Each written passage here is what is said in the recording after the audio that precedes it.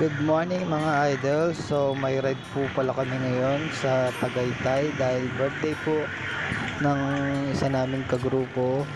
So niyaya lang po kami yan.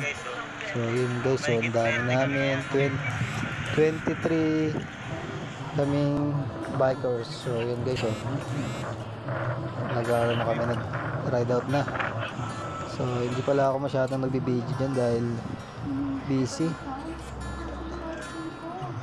Grabe ahon papuntang Tagaytay, Laspagan.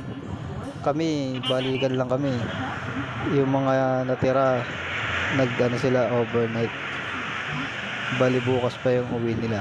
So thank you, bye bye.